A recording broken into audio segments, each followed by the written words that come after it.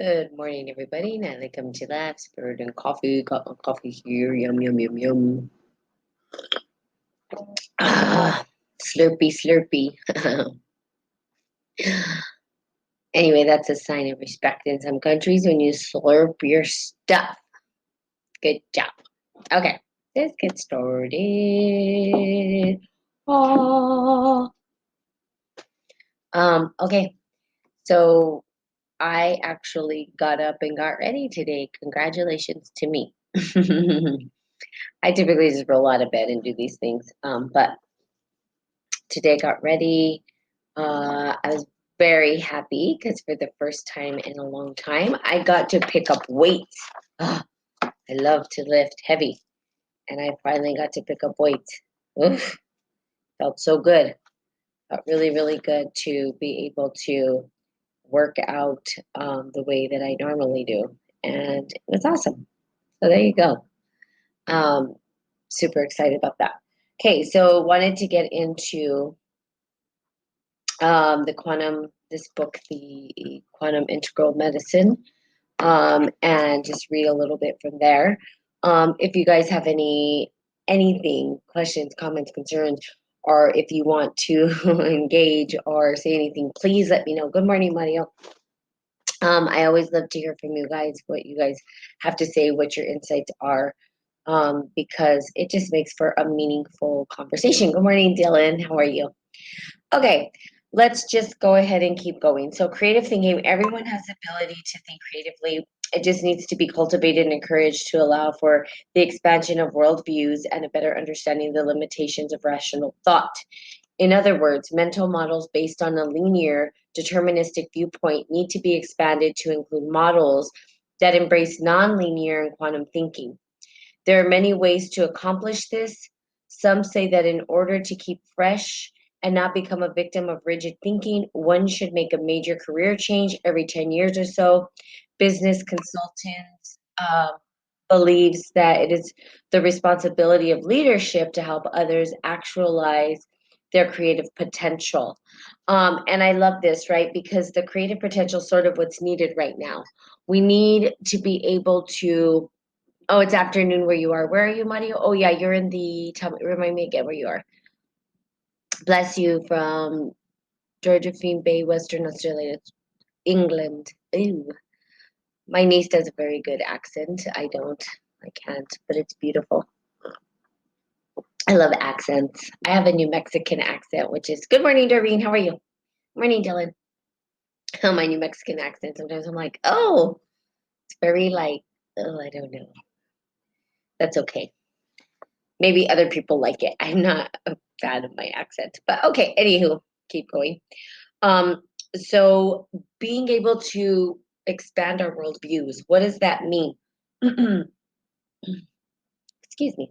It means that everybody doesn't see the world the same. And the way that we were raised and conditioned and sort of the way that we perceive and engage the world, a lot of our worldviews, good morning, Betty, have to do with sort of sometimes mostly, and this is just because our upbringing is religion, right? The way that we embrace religion, the way we embrace our finances, the way that we embrace, good morning, Tiana.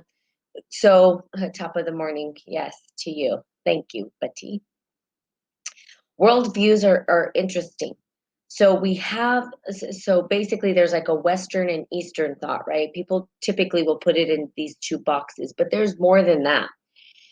We can't understand every single worldview. Now we can go, like I was conditioned, and I don't know if most of you on here were conditioned to understand our worldview from a Catholic or Christian based worldview. Okay. And I say religion mostly because religion is a huge one, right? Most of us were raised religiously. I'm going to just throw that out there. It may not be true now, but a lot of us, right? Because there was, of course, holy wars and people being forced into believing certain ways. But I come from New Mexico where it wasn't like the Spanish came and colonized here, and before that, we had the Native Americans who had their worldview and how they did religious practices, right? Wasn't the same as, say, the Roman Catholics. So, and religion's a huge one. Okay. Now, this isn't a religious platform, as you guys know. It might sound religious at times because it's about spirit, and typically people will connect spirit to religion. Typically, people want to put it in a silo. But that's okay because that's their worldview, right? That's the box that they sort of were raised in. There's nothing wrong with that. It's how you perceive it because you only know what you know. You only can see what you can see. And if you were raised a certain way, that's your worldview. But what about these people that maybe in India, like the Hindus, their worldview is completely different. They have a different set of practices. They have just a different set of beliefs. And then you have Buddhists, and so largely our worldviews, they're not always based on religion, but they are. I think that's been such a huge impact in our life, right? Is religion and how we see the world and what God means to us. And is there a God or is there not a God? Why did we come here? We ask these bigger questions in our life all the time. In order to be creative, sometimes we have to expand our worldview. And sometimes that does ignite a little bit of fear in other people because they're like, well, I know my truth. And if I go read something else and then it's not true, then what does that mean for me? Does that mean that everything that I thought was true is no longer true? And oh my God, da, da, da, da, da. No, it should actually, if you believe and have faith in whatever it is you have faith in, you shouldn't be afraid to open up your mind because it should circle you right back to saying, oh, this is exactly why I believe this. But it's okay to change your way of thinking. I was raised Catholic. I was raised going to church every with my grandma, right? Every morning I prayed the rosary. I did these things, very Catholic upbringing. And I was sort of seen as a radical because I went beyond the bounds of what just my religion was. I wanted to understand, God. And I was like, God can't just be put in a box, right? The universe, the whatever you call it, the grand designer, the whatever, however you engage it, right? This creator, or in Eastern philosophy, it's not even creative. It's like what's born out of, right? There's so many different ways of perceiving the same thing. This is a person's worldview. Now, is one right, wrong, good, or bad? No. I would say that most quote unquote religions are not telling you to harm others, they're telling you to love one another. And that's the common thread. So for me, when I do this platform, it's all about love, right? What is love? How do we bring ourselves back to love, even when we have the haters? Because haters are going to hate. When haters hate us, how are we going to love them anyway? It's not an easy task, right? And so our worldview, as we open them up, we begin to become more creative. Now, here's something that you may or may not know.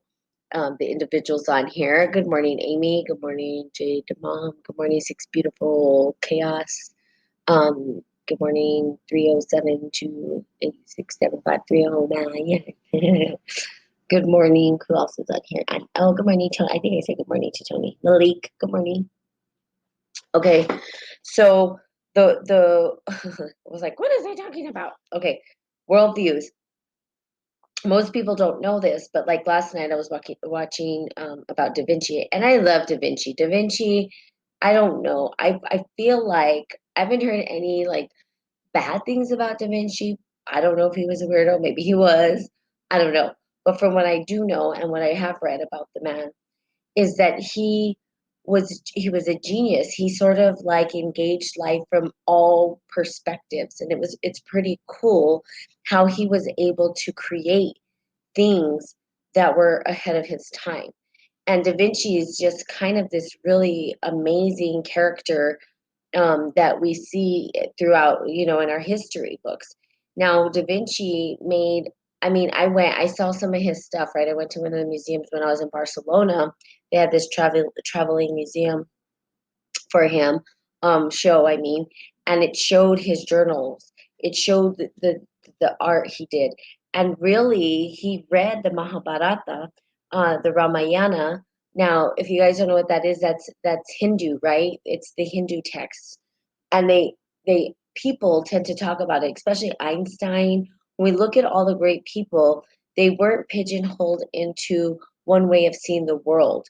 They read different books. They explored. They opened up their mindset. They looked at the world from different perspectives.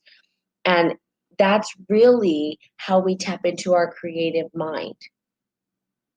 It's to be able to look at the world from different vantage points, not just one. I look at it from all different perspectives. At least I try to. So I will ask questions because I'm curious, because I want to know, because different people have different ways of looking at things. And sometimes we can be pigeonholed into our own way of looking at things. And that doesn't really, it's good, but is it going to help us to start to develop and create our divine birthright? And it may not. So opening up your worldview can be a little bit scary at times because we're so attached to the way that we want to see things or think about things. But there's these whole other thought processes out there. There's different ways of viewing the world, and their way is just as right as our way.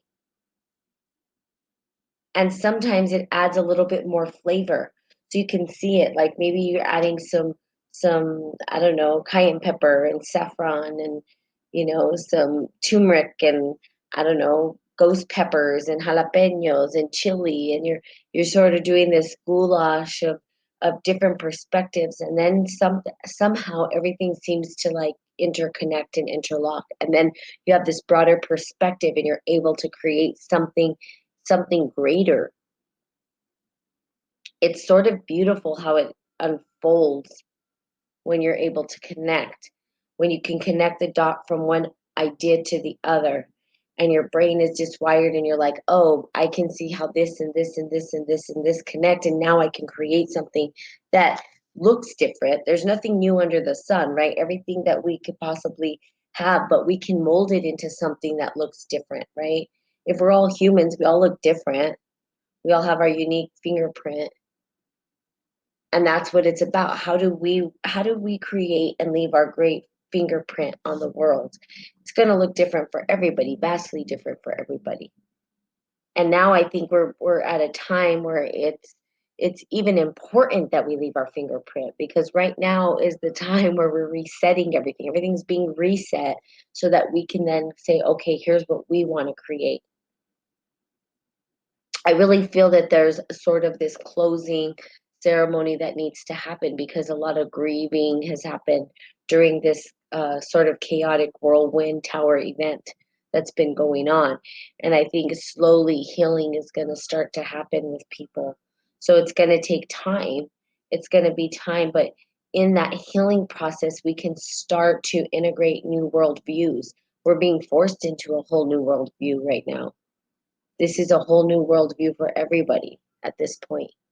Every single country is now in this worldview together, and we're all trying to figure out, what does it mean to us? What does it mean to our spiritual practices? What does it mean to the things that were promised to us spiritually or in the spiritual texts we've read? Or what does it mean to me financially and how I engage my finances? So every single fabric has been shook across our health, right? The way we engage food, perhaps, the way we engage how we take care of our bodies. I mean, it just goes on and on and on and on and on and on, that the whole world view is starting to shift. However, we do have some historical context, right? Things that have shaped our worldview and how we perceive the world. Things that make sense, that seem to interweave in every worldview that we've known since the beginning of time. Love.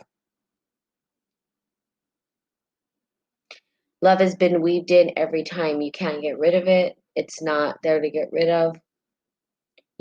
People can say, well, love's just a concept. Love is this, love is that, whatever.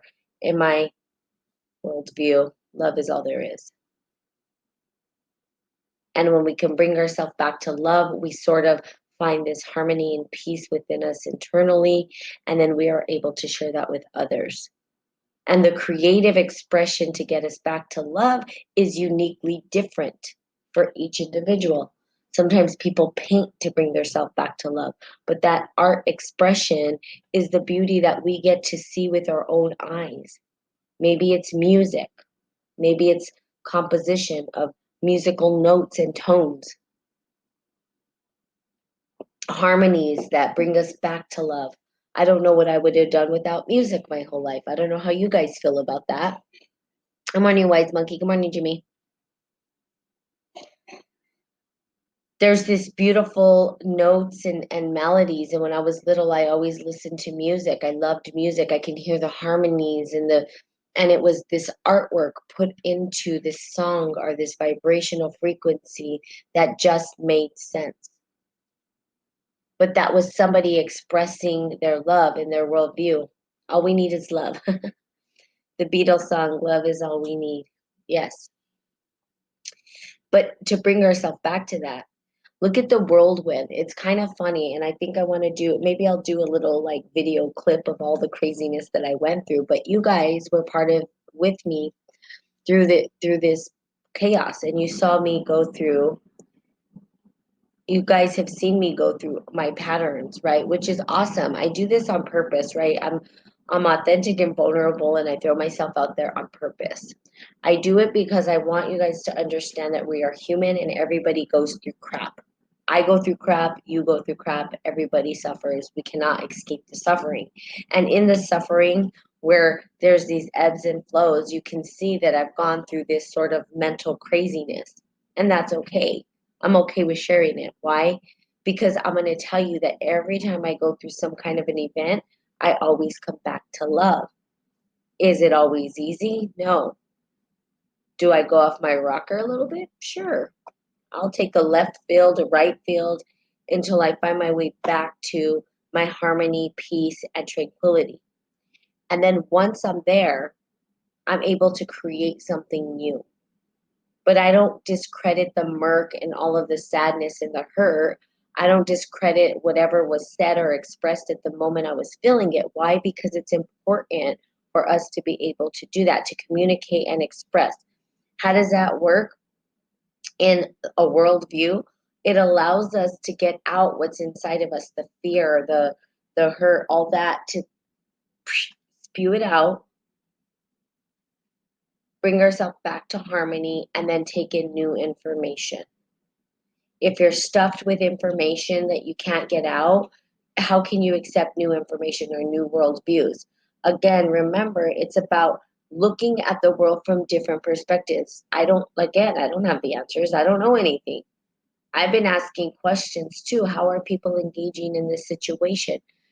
Everything seems to be political, and maybe that's just what was being thrown in my face. And then I had people say, this is not all political, da, da, da, da. And I said, thank you. It was nice to hear something different. I was tired of hearing the same viewpoints. I'm like, come on, there has to be a different way to see this. And then there was an opening of people saying, oh, well, it's something else. Not everything's about politics in this thing, right? That's what I was trying to get at, right? That's why I asked, why does it always seem to come back to this? Well, because it's an agenda. Yeah, but there's other things happening. There's other worldviews happening around this. And until we can get past those things, we're not able to create. We're stuck. We're stuck in one perspective, one way of seeing the world. What if this is a spiritual thing? Okay, for some people. What if it's a financial thing?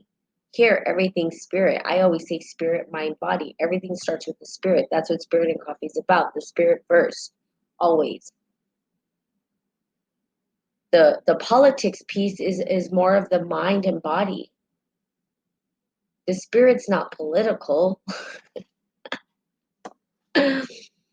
Unless there's a viewpoint out there where people say that it is. I just highly doubt it. The spirit is just flowing. It's just there. It doesn't take sides.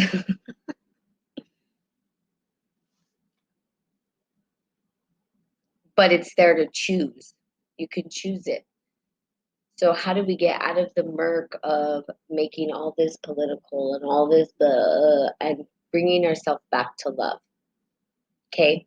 When leaders see the values of allowing a space in between their thoughts, perspective, and in their thinking, they can see beyond the circumstances and content of problems and situations to gracefully respond. to graceful responses and effortless solutions. If we want to change our experience, we need to let go of our current thinking in order to see something new. We need a stance of curiosity, a willingness to give up the right in order to see what we don't know yet, in order for a new reality to manifest through us. So it's up to us to be creative. It's up to us to open our eyes to this. It's up to us to say, do I need to be right about this? No, I don't. I don't. I can let go of what I think is right and say, let me hear your perspective. But if you can't do that, if you can't open up your eyes, if you can't open up your heart and listen to other perspectives, you're going to get stuck. You're going to get stuck in I'm right, you're wrong.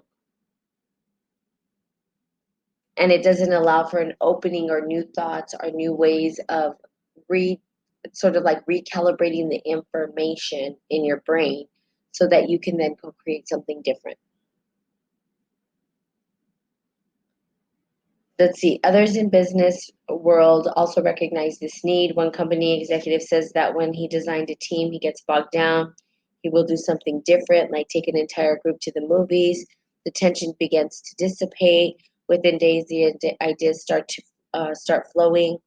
Knotty problem areas unraveled, and the design begins to lead the designers. A sure sign that there's a strong concept was emerging. Okay, so we get to disconnect, open up your mind to new worldviews so that you can let new information come in so that you can co-create. Okay, sorry for the changing the topic completely, but I was wondering what the little heart next to me means.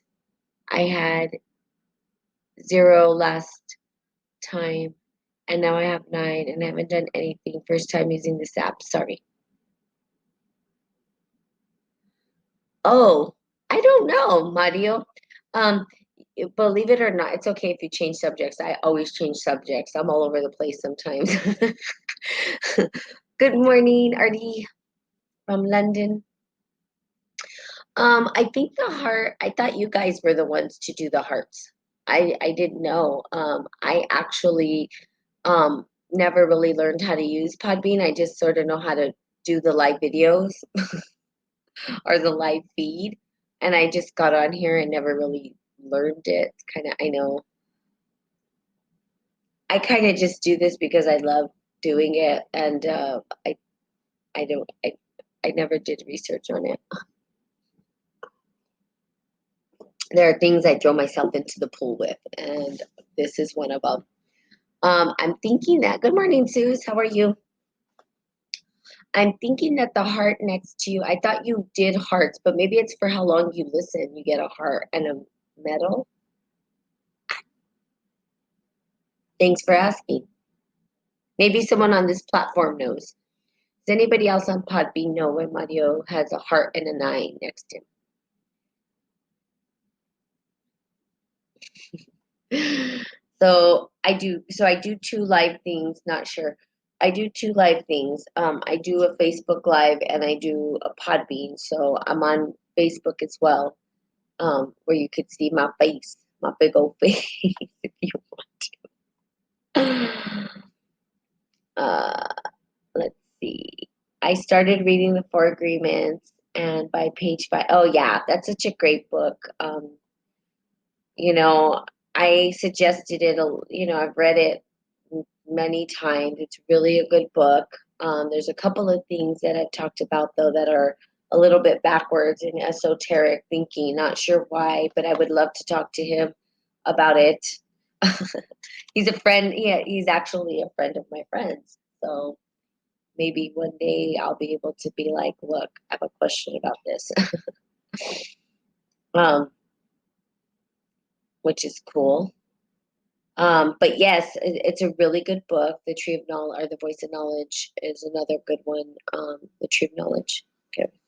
And there's a couple of others that are really good, and they're short reads, so they're really good. Um, Talking about books, have you read Boundaries by Dr. Cloud and Dr. Townsend? It's really blessing. My heart. No, I have not read it, but I love books, so I would love to read it. Boundaries. I've never read it. Is it like setting boundaries? God knows we need to set about. I need to set boundaries. Sometimes I just, you know, sometimes I don't. But oh well. But no, I'm always open. Reading The Art of Surrender. Oh, I think my niece read this one. No, I know I've heard of it. I did start a book sort of group on my Spirit and Coffee page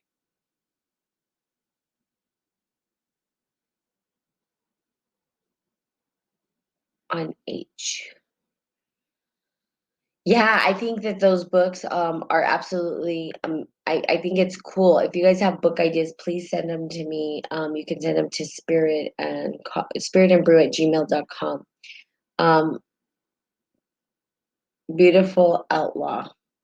Awesome. Thank you guys for sharing your books. I love that. I love books. I love to read. Um, and I have so many. I need to like read and finish the book. I get in these things where I read this and this and this and this. It's probably why I'm all over the place sometimes. But um, this quantum integral medicine is really good because I'm trying to figure out how to heal myself from my iron issue that I have. And I'm like, I need to find other ways to do this. So I had bought this book at a thrift store quite a while ago. And then I started reading it the other day. And then I was like, this was good tools to have in your toolbox. Books. Yes. I just give me my books. I don't need anything else but my books. Okay. Okay, so let's see. Trying to see if I have anything.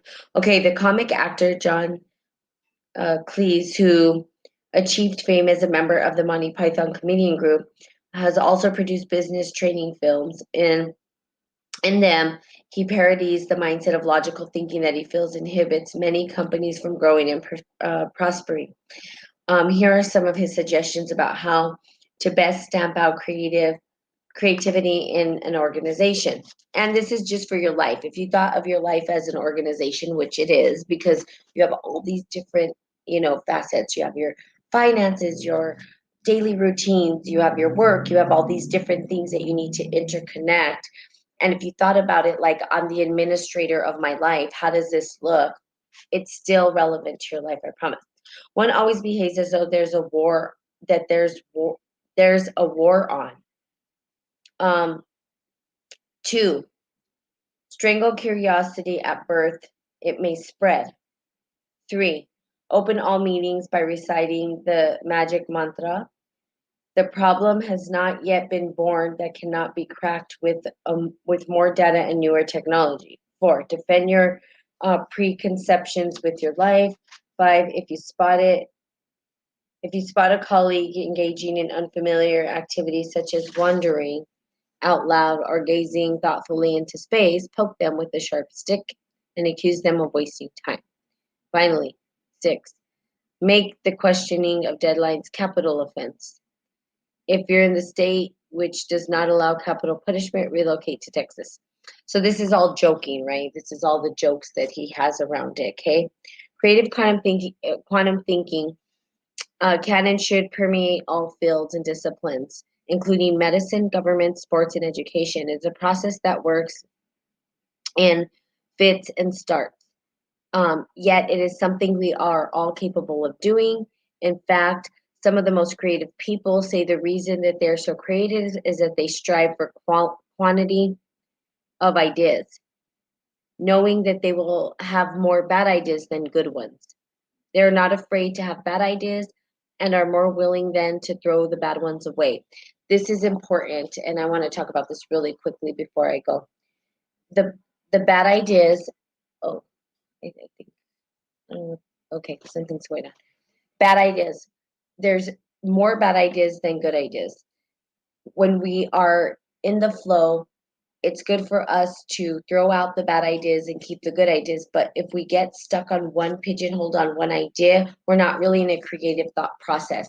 And I always tell this because I lead teams, right? And here's what I tell my teams: I have a lot of ideas, and I can go on forever.